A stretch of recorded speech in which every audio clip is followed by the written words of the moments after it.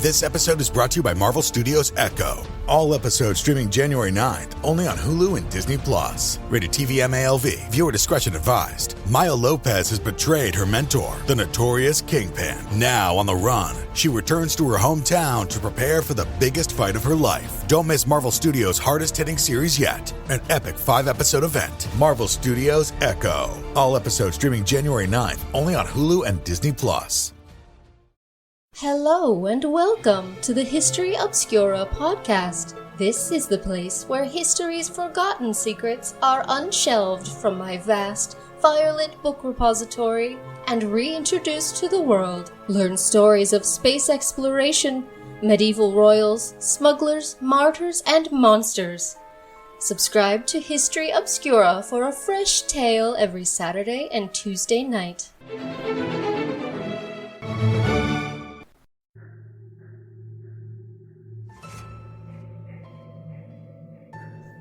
Hello, and welcome to Scare You to Sleep. I'm your host, Shelby Scott. I want to throw out a quick reminder for this episode to please take a peek at your show notes to read the trigger warnings for this episode. There are a few things that could seriously ruin your day if your trigger is listed, so I'll give you a second to do that. We can chat while you do. So, how are you? How have you been? Did you drink water today? I don't think I have, so I need to get on that. Did you stretch? Stretching is something I've found that is so underrated. For years, I've met people who tell me they stretch every day, like every morning, and I never made the time to do it. And for the first time in my life, I can touch my toes. I know, sad. And I've always been like a gym goer and stuff, but I just never took the time to stretch. I would go running without stretching, and it's really bad for you, I think. I'm not getting paid by the stretching union or whatever. Just trying to give you some time to check those show notes. Did you check? Okay, cool. Let's start the show. The first story is by Robert Eyre, or Herr. I still haven't found out. You remember Robert. We had his story Oi Mia Cone a few weeks ago about the hitman in Russia. It was really, really good. This one is called Friend. That sounds nice. I'm sure nothing bad happens and everyone has a great time. So, see you on the other side.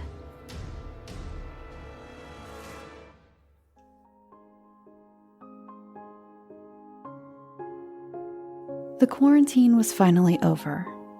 All those months of mind-numbing tedium and cheap, greasy food had at last come to an end. The cars started hitting the roads again. People were out and about, and what few businesses were left had opened their doors to an eager public. Josh couldn't help but savor walking back into his favorite coffee shop for his usual order. As he sat down at the table, warm mug in hand, he breathed in deeply. The aroma of fresh brewed coffee and freshly baked scones flooded his mind with something that had been long absent from his life. Peace. As he exhaled, he could feel himself slowly drifting back to normal life and the matters at hand. His sister, to be precise. Emily had been living in the house their father owned ever since he first took ill. She was his caretaker since there was no way they could afford a nursing home. She washed him, fed him, and most importantly, kept him company.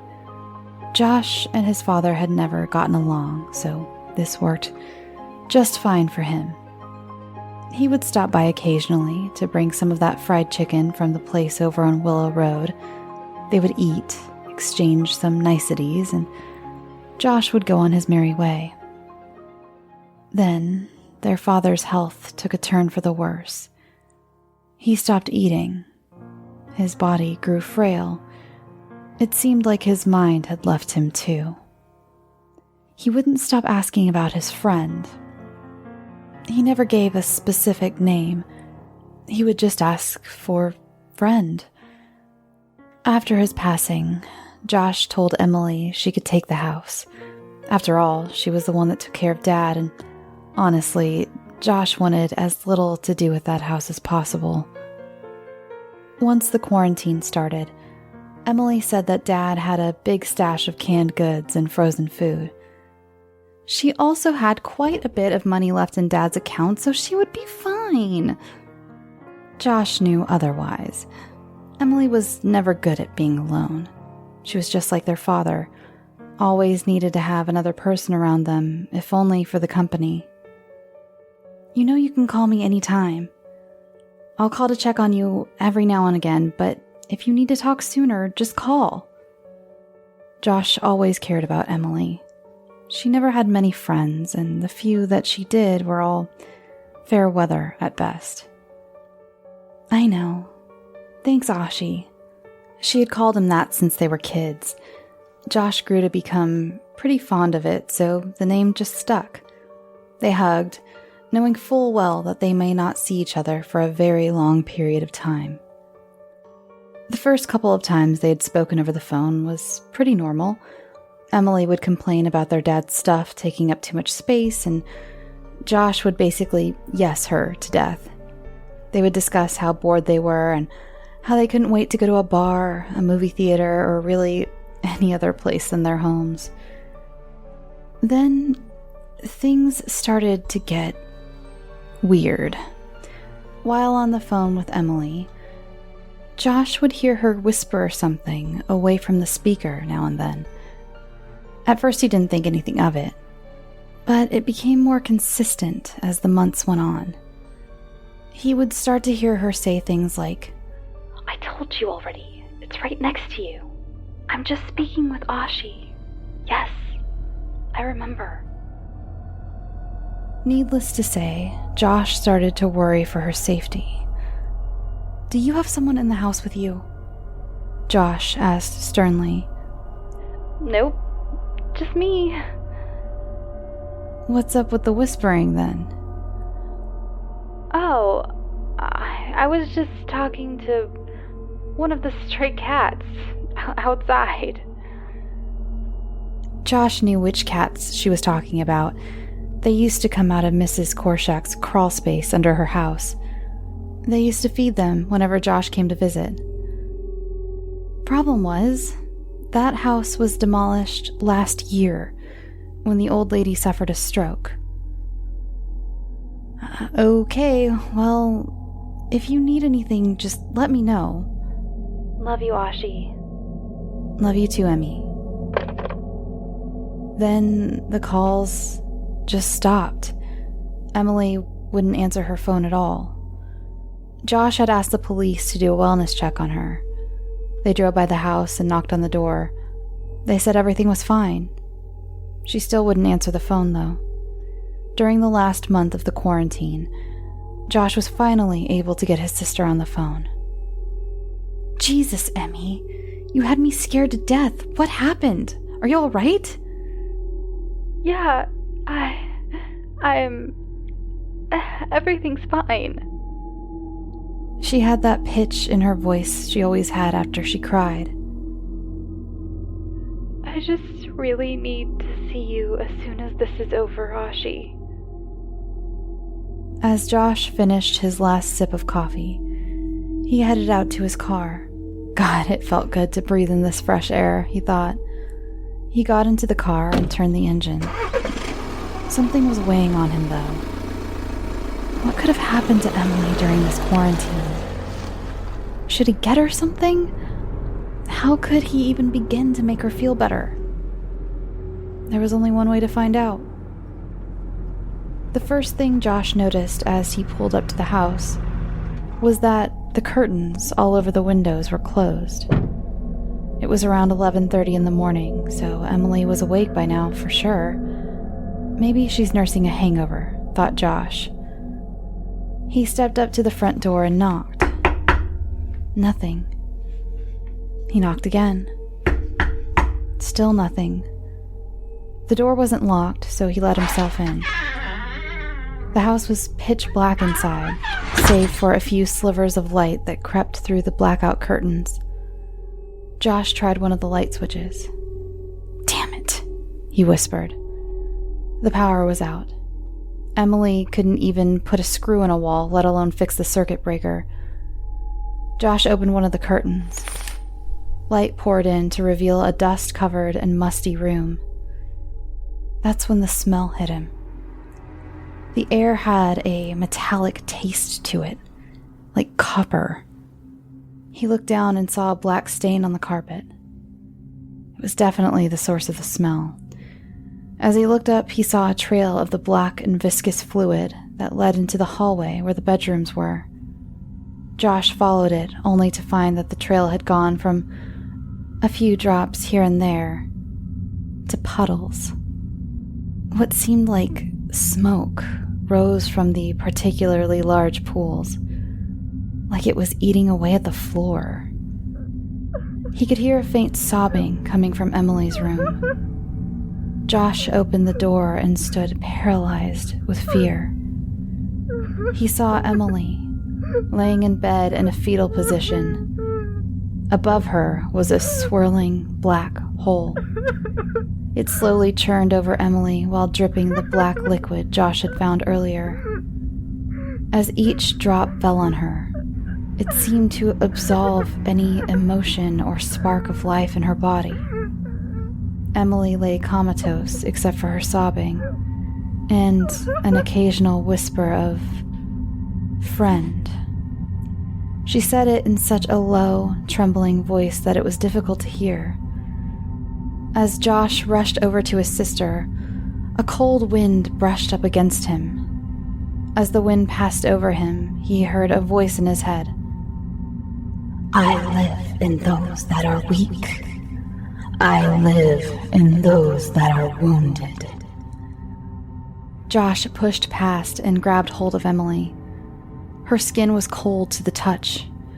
As he lifted up her face, he stepped back in horror. Her eyes were completely white, like clouds. Her skin was wet and clammy, and her lips were dry and cracked. She just kept whispering, "Friend, friend, friend." As Josh stood up to try and piece together what was happening, his eyes caught a red light pulsing through the doors of the walk-in closet. The dark red hue flickered and danced like soft flames in a fireplace. Despite everything, Josh couldn't help but be drawn to it. As he opened the doors, he saw that the closet was completely emptied out. The only things in there were 4 lit candles around a wood chest. The chest gave off an aura that felt otherworldly. It drew Josh further in. As he walked up to it, he heard the voice in his head again. I live in those that are weak. I live in those that are wounded. Josh could make out one word scratched into the lid of the chest. It said, "Friend." Josh slowly reached out his hands and opened the lid. The hinges opened with a slow, creaking noise. The chest held only a skull. The skull was that of a ram. It had 3 twisted black horns jutting out with thin red lines painted on them. The eye sockets had black fog slowly pouring out of them. Josh felt his insides turn cold. He felt a soft rumbling in the back of his head that matched the pulse of his heartbeat. It grew faster and faster. As the rumbling felt it would hit its peak, it suddenly stopped. In that split second between the sudden ceasing of the rumbling and drawing his next breath, Josh felt peace. Peace like he had never felt before. It was serene. Josh slowly reached down and caressed the jagged bones of the skull. The black fog that fell out of the eyes gently enveloped his hands. It felt warm, like water in a hot bath. Josh could feel an influence washing over him. "Friend," Josh whispered. He was so focused on the skull that he hadn't even noticed that Emily had risen up from the bed. She slowly crawled on the floor and grabbed the chef's knife she kept hidden under the mattress. She stood up and walked over to the closet. Her limbs moved like a puppet's. She stood behind her brother. Josh was transfixed by the skull still. As he looked deeper into the blackness that slowly filled the chest, she slowly raised the knife. Emily whispered in a low, guttural voice, "Friend," and buried the knife squarely into Josh's head. As her brother lay dead on the floor, all Emily could hear was, I live in those that are weak. I live in those that are wounded.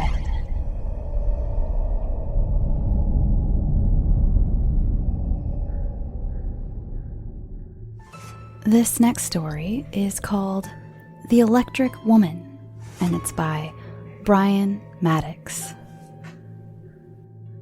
Hey there, it's the new year. You've got mood boards and resolutions, and work is back in full swing, and you don't need any extra stress in your life. And Factor's ready-to-eat meal delivery takes the stress out of meal planning and sets you up for success in the new year. Skip the grocery stores, prep work, and cooking fatigue. Instead, get chef-crafted, dietitian-approved meals delivered right to your door, with over 35 meals to choose from per week, including options like keto, calorie smart, vegan plus veggie, and more. Plus over 55 weekly add-ons. You'll have a ton of nutritious and flavorful options to kickstart your resolutions. Forget frantic lunch preps and rush dinners. Factor's 2-minute meals are your secret weapon in the new year. Fuel up fast with restaurant-quality meals, all delivered right to your door. Factor now offers loads of snack options like breakfast, smoothies, juices, snacks, and more to keep me going no matter what's on the schedule. Skip the overpriced takeout trap.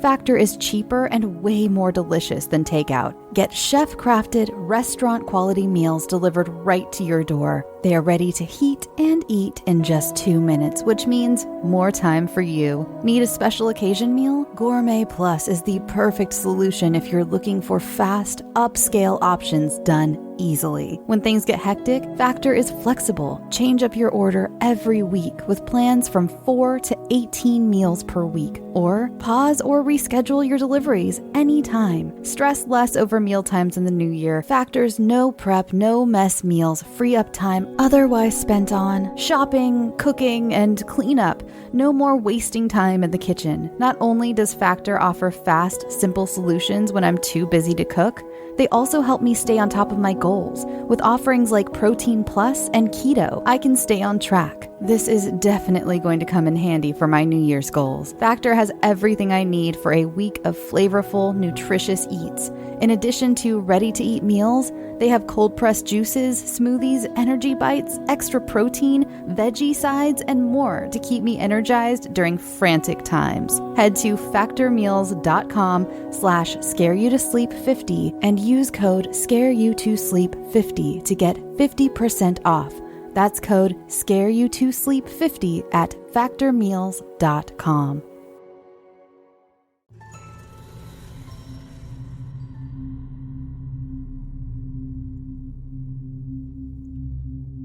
I'll never forget seeing her. As I carefully sauntered down the stairs to the living room, I looked over the banister into the kitchen, and there she was. Her ominous, bluish glow told me right away that this wasn't my mother or my sister. I remember hearing commotion downstairs in the kitchen. as if the dishes were being washed. More often than not, my mother would wake up in the late hours of the night to find something to do to occupy her overworked mind when she couldn't sleep. As a truck driver, my father was usually gone for weeks on end, hauling commodities across the country. On this particular night, while my father was on the road, I chose to sleep in his bedroom, sharing his twin-sized bed with my brother. My parents' union was in such disrepair that they had resorted to sleeping in separate bedrooms ever since we had moved in. This had become normal to me. If I had ever witnessed my parents show any type of genuine affection for the other, I'd just assume that Peter Pan was real as well. Divorce was out of the question. They would have rather lived a life of dejection than separate and dysfunction the family even further. After falling asleep in between episodes of The Andy Griffith Show and Sanford and Son, I was awakened by the sound of dishes clattering downstairs in the kitchen sink. I thought to myself, I guess Mom can't sleep again tonight. I looked over at my brother, his mouth wide open and eyes half shut in a deep sleep. This always gave me the creeps. The television was just showing static, but I chose to leave it on as a sort of crude nightlight. I decided to go downstairs to see if my mom would like my help. As I got out of bed, I couldn't help but hear that someone was crying downstairs. Not hysterically crying, but more like loud, weepy sobs. I was almost reticent to offer my help, but I assumed that maybe I could cheer my mother up somehow. I could never stand to see my mother upset or hurt. As I made my way to the edge of the staircase, I noticed that the entire downstairs was still dark. Why would my mother wash dishes in total darkness? The only light I could make out was an ominous, bluish kind of glow spilling from the kitchen in my peripheral vision. I walked down the steps and looked over the banister into the kitchen. The only sound I could hear was dishes clattering around in the sink and loud sobbing. But now, the sobbing had a sort of electrified tone to it, almost like when you whistle and hum at the same time. As I slowly stepped down into the living room, I peered into my mother's room on my left. The door was slightly cracked open, and eerily, she was still in bed, soundly sleeping. Immediately, a wash of chills shuddered down my back. Just behind me, the sound of dishes and electric weeping still emanated from the kitchen. I froze in place, almost as if I was bolted to the floor. I was too terrified to turn my head to my right or even move at all. The weeping now became more of a loud, almost angered whine. Who the hell was in the kitchen? To my knowledge, my sister was upstairs in her room asleep. I knew that for certain when I passed by her room and saw her back facing me in her bed. I finally mustered up the courage to turn my body around and slink my way to the kitchen entrance. The crying was much louder now. As I stood behind the threshold of the kitchen, I held my arms out and placed them on the door frame in order to leverage myself enough to peek inside. God, I wish I hadn't. What I saw standing at the kitchen sink filled my body with an irrepressible fright. There was the form of a young woman, completely naked, with patches of burn marks and open wounds all over her body. Her hair was dripping wet and sticking straight out in matted clumps, yet I could make out missing skin and exposed brain matter beneath her hair. She was shaking her head as if she was disagreeing with something. Her entire body looked as if she was shivering. The crying now became more intensified. almost like she knew I was standing there watching her. I could make out a jumbled sentence that she kept repeating to herself, but the crying prevented me from deciphering exactly what she was saying. For a brief moment, I was filled with concern more than terror. That was until she discovered me staring at her. Angrily, she slammed her fist down on the sink, then slowly began to turn around. Her face was fixed in an expression that both terrified and saddened me. It almost reminded me of a wide-eyed fish out of water, trying desperately to catch its final breath. Her dead eyes were staring in different bearings, trying like hell to fixate her gaze in my direction. Her mouth was wide open and howling, like a bereaved mother would at her child's funeral. She made her way towards me in a motion that still evokes anxiety within me to this day. She slowly shambled toward me with the determination of a person desperate for something that was out of their reach, almost like she was trying to put her arms around the nearest thing she could find. With every sluggish step, the crying became much louder and full of wailing misery. Never had I seen anything more terrifying in any of the horror movies that my older sister used to make me watch. This was real, and it was happening just a few feet in front of me. I locked my eyes shut as tightly as possible, hoping that this was just me being stuck in a dreadful nightmare. The crying grew even louder once I realized that she was standing right in front of me. I could feel her presence looming just inches away. The smell was unlike anything I had ever experienced. It was like the sensation of steam over boiling water mixed with a tinge of something that resembled the smell of burning hair and hot metal. When I finally decided to open my eyes, after what seemed like they had been fastened shut for hours, I saw that her face was directly in front of mine, like she was squatting down to my level. Her eyes moving like compasses. The wailing cry coming from her mouth produced the smoldering metallic scent that I still have trouble describing accurately.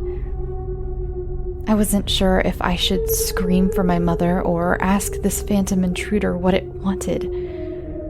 Before I could speak, her voice produced a sound that seemingly filled the entire house. I could now make out clearly what she was trying to say. It resonated with an electrified timbre. I will be out in a minute. Was she telling me that this nightmare was almost over? I had no idea what to think. She continued to stand face to face with me for an eternity, it seemed, her eyes making zero contact with mine. Only when her right pupil rolled downward long enough for my eyes to connect with it. Her mouth still wide open, yet cracked the slightest of smiles and produced an almost sympathetic groan, as if she felt horrible for frightening me beyond comprehension, almost like a sort of maternal instinct. Her entire body was constantly trembling, as if she was suffering from immense cold. At this, I finally gathered the courage to ask what she wanted. Her wavering, wailing voice responded impatiently with, I'll be out in a minute. Then, in a sudden flash of blue, she was gone. Her wailing cries faded in tandem with the glow. I wasn't entirely sure it was safe to move, but I managed to move my left leg backwards in order to get a running start to my mother's bedroom. After trying like hell to shake her out of her slumber, she finally awoke with an angry, "What the hell is going on?" My voice was in a state of stuttering panic, explaining what had just happened 10 feet from her door. I was shocked to find that she didn't seem surprised at what I was telling her. My rambling was met with her attention fully focused on every word I was sputtering, as if she had heard the story before. Other than being in a constant state of depression from how her marriage had turned out, there was another reason for her continual mood swings. It was almost as if something else was weighing heavily on her already overcrowded mind. She followed me back to my dad's room and tucked me into bed with my brother, softly telling me that she would explain everything in the morning. Sleep was impossible. I sat in the darkened room with an anticipation that was reminiscent of an eager child on Christmas Eve night, and at the same time, terrified beyond human belief. I tried to make sense of what just occurred in a room where some of the best instances of my life had happened. Before this incident, I enjoyed sitting around the dinner table with my family and cutting up with my brother and sister. Now I would forever be hesitant to even step foot near the entrance. As far as I knew, I had been the only one out of my siblings that had experienced what I saw. This was no dream. In dreams, you can always find a way to wake yourself up if you're falling from a building or being chased by someone. What I saw the night before hung vividly in my head then, and even more so now. At first light, I ran downstairs to find my mom in the kitchen, crying and wailing uncontrollably. It was like a wash of deja vu. I was sure that I was awake because the entire house was filled with sunlight. The way in which I found my mother was almost the exact same way I had found what I started referring to as the electric woman. Just as I had realized that it was my mother and not some form of nightmare fuel, I sat at the table and calmly asked her what was wrong. She slowly turned around and made her way to the table, tissues in her hand and her eyes red and tear-soaked. She sobbingly asked me how I felt about moving to another house. After what happened last night, I immediately agreed with her. She began to explain to me why she and my father slept in separate rooms. I began to notice that shortly after moving into this house a couple of years prior, they became less and less affectionate towards one another. There was obviously a reason for this. She began to explain to me that ever since we had moved into the house, there was a kind of negative energy that she felt was driving a wedge between her and my father. She also told me that I wasn't crazy or just seeing things, and compelled herself to tell me exactly what was going on and why this electric woman had made her presence known. Before moving into the house, she and my father were made aware of an incident involving a young woman. Everything began to make sense now. Apparently, a small family had lived in the house about 20-some-odd years ago. The couple were expecting their first child and had found the perfect home in which to start their new journey as parents. They made sure everything was just right for the new baby girl's arrival. The nursery was picture perfect, laden with shelves stocked with the essentials, a changing table filled with scores of fresh diapers, stuffed animals adorning almost every corner of the room, and a beautiful crib sat at the center window. The mother was happier than she had ever been next to her wedding day. On their first night home from the hospital, they decided to have the child sleep in their room in a bassinet that was placed next to the father's side of the bed. After what seemed like hours, the baby had finally fallen asleep. Within the hour, the baby was awake again. The mother awoke instantly, but was still in a state of sleep herself. She emerged from the bed and sleepily made her way over to the bassinet to pick up the child and lull her back to sleep. Without thinking, she brought the baby to the bed and laid the child in between her and her husband. The next morning, the husband awoke to find his baby's tiny, pale blue arm sticking out from underneath his wife's sleeping body, and immediately pushed her aside to find the child face down and motionless. Once the mother had fully awoken and realized what was going on, she became erratic and inconsolable. She scooped the child in her arms and began slapping and cursing herself, wailing frantically and begging her husband to kill her. While he himself was beyond consolation, he also composed himself long enough to realize that accidents happen and that his wife had never loved anything more than their new gift from God. She was the perfect mother in his eyes, and knew in his heart that she would never intentionally bring harm to their child. She barely even slept in the hospital due to her excitement over becoming the mother she had always dreamed about. This was something she had envisioned ever since she was a child herself. She was born to be a mother. Planning the funeral was something that the wife had opted out of participating in. She couldn't bring herself to pick out a tiny coffin for a child who barely had the chance to live. She even refused to show her face in public. The only thing she could muster the energy to do was stand impassively at the kitchen sink and take to washing unused baby bottles. She would spend hours staring blankly out the window and crying uncontrollably while scrubbing away at bottles that had already been cleaned spotless and put away in the cabinet. Her husband may as well have been a ghost, due to every effort of his attempts at consoling her being coldly ignored. After the funeral, the couple became severely detached from one another, and that had resulted in sleeping in separate bedrooms. Their union was irreparable after such a tragedy, yet the husband was determined to keep his marriage intact. Divorce was out of the question. A month had passed. After several fruitless attempts at trying to salvage what was left of their union, the husband came home one day to find the bathroom door locked and could hear his wife crying behind it.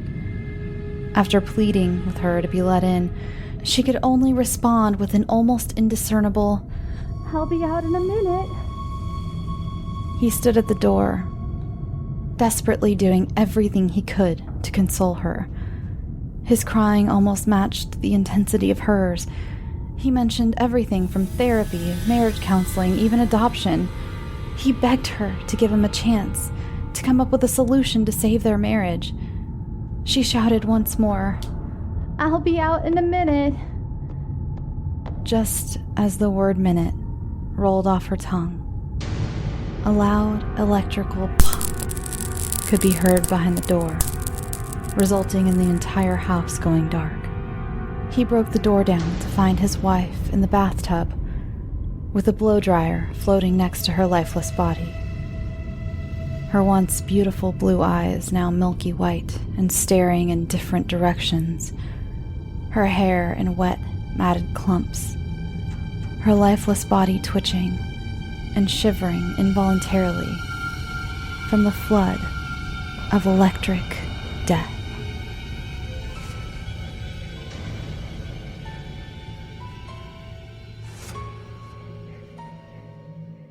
This last story requires a little behind-the-scenes explanation.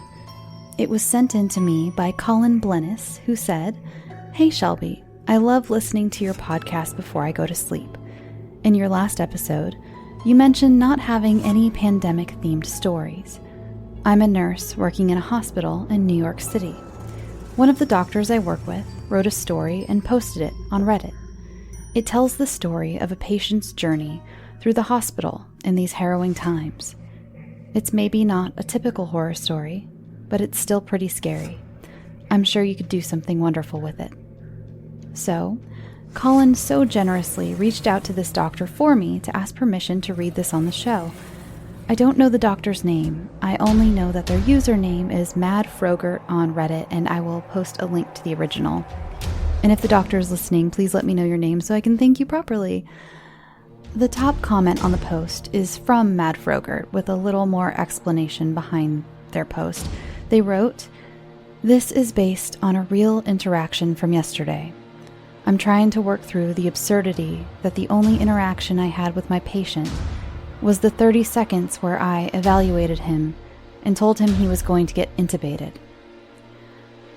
So, these are dark times and scary times, and I thought it would be apropos to read to you the terrifying reality our healthcare workers are living in every day.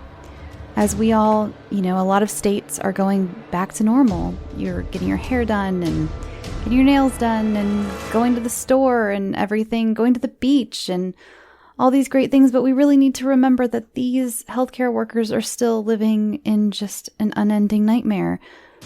So a huge thank you to the doctors, nurses, custodians, EMTs, truck drivers, cafeteria workers, and everyone else in healthcare who is working around the clock, having to participate in the worst day of so many people's lives.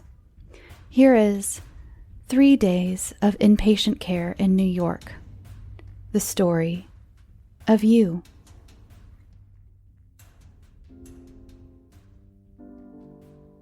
You're a reasonably healthy guy in your mid-50s. Sure, you had a health scare when you were in your mid-30s.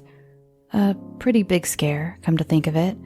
You had some chest pain whenever you worked too hard and went to a heart doctor, and after a bunch of tests, wound up getting some kind of mesh tube in your heart. Or something. Doesn't matter. You see your heart doctor every year and he tells you you're fine. Maybe lose a couple pounds. Here's a pill you should take for your blood pressure. Maybe you know the name of it. Maybe you don't. But you still see your heart doctor, even 2 decades later, because you want to be healthy. Your other doctor worries about your sugars. He tells you to take a different pill, metformin. You know that one's name. Your other doctor also tells you to lose some weight. And he says he doesn't like how high this blood test number is. But you feel fine. It doesn't hurt like the chest pain you had. Maybe you work at a gas station. Maybe you're a public notary. Doesn't matter. You're definitely blue collar. Hair's thinning and mostly gray. And you keep it buzzed, pretty close to the scalp. You haven't shaved for the past week or so, it seems, because you got sick. You come down with the flu. Fevers that leave you sweating and chills that put you under the extra blankets you keep on the top shelf of your closet. You don't take a temperature, though. You just feel awful. And the cough keeps you up at night. You're not coughing up any goo, though, so that's good, right? You put up with it for a week. The fevers aren't going away. What's more worrying is that it's getting harder to breathe. Not the kind of hard to breathe when you had your heart issue, no. This is taking the wind from you when you walk the length of your room to go take a whiz. So you overcome your stubbornness and go to urgent care. This new doctor says he doesn't like the sound of your lungs and orders a chest x-ray. Your new doctor says you have pneumonia and gives you 2 more pills to take. Antibiotics. They'll help you start breathing better again. But you don't start breathing better. And the fevers only go away for a little when you take Tylenol. And you're having to breathe faster now, even in bed. You wait 3 more days, taking the antibiotics which were supposed to fix you, until you're scared enough to head to the emergency room, because you can't breathe. The nurses put some tubing under your nose, and now you don't have to breathe so hard. You're seen by yet another new doctor in the afternoon. He's wearing a lot of stuff your other doctor never wore. It's hard to hear him as he speaks through 2 masks. He probably says something about the virus that's going around, the COVID virus. And you're shocked because you thought it was the flu, and you haven't been around any sick people. You don't know where you got it from. 4 hours later, a different doctor comes by, also wearing a lot of masks and a yellow dress, and says you're heading upstairs. He asks you even more questions, By this time, you had to switch to a face mask to get enough oxygen to breathe okay. You spend the night in the hospital. You're woken up at 11 p.m., 1 p.m., 2 a.m., and 5 a.m. for a nurse to come take your vitals. If you take your mask off for even a minute, you feel like you've just run up 2 flights of stairs. Your newest doctors, there's a few of them, wake you up around 8 a.m. They listen to your lungs, look at the monitor next to your bed that beeps sometimes, and frown. You can tell even under the masks. They say you're going to get different pills. One of them isn't usually used to treat the COVID, but you're desperate to breathe, and you agree to it. Your nurse keeps coming into your room to check your monitor a few times in an hour. You're breathing just as fast as you were at home, even with the mask of oxygen on. Suddenly, there's a lot of talk outside your room. Maybe you can make it out over the sound of the whooshing air in the mask and your own breathing. Maybe not. Doesn't matter. If you were listening, you'd hear an anesthesiologist ask why he was called stat to the room when a decision hasn't been made yet to intubate or not.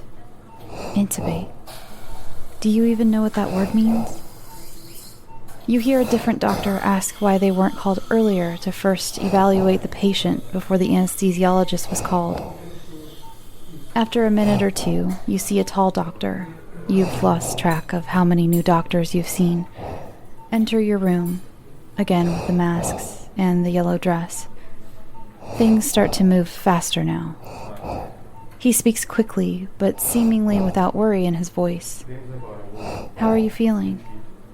Did he even pause to introduce himself? You can't remember. You answer in clipped words. It's not hard to breathe, you say, but I just can't catch my breath.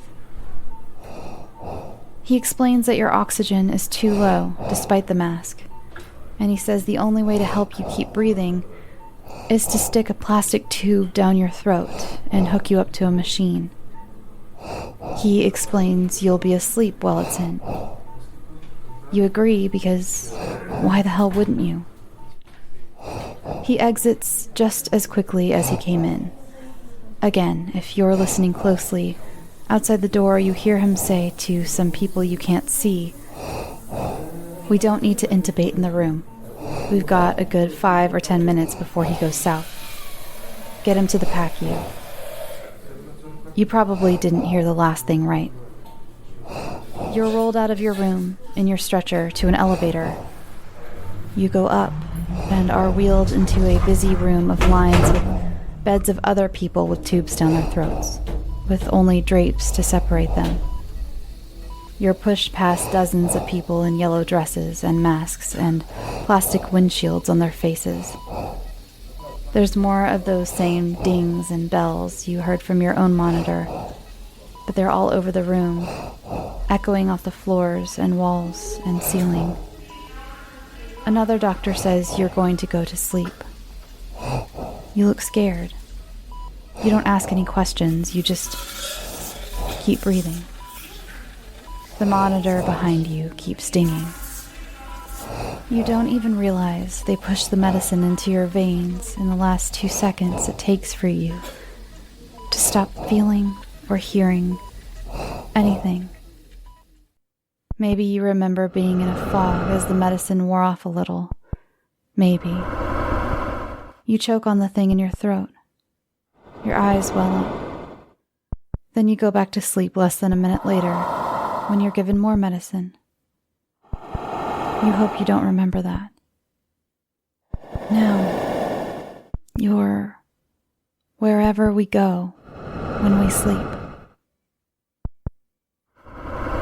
You hope you wake up.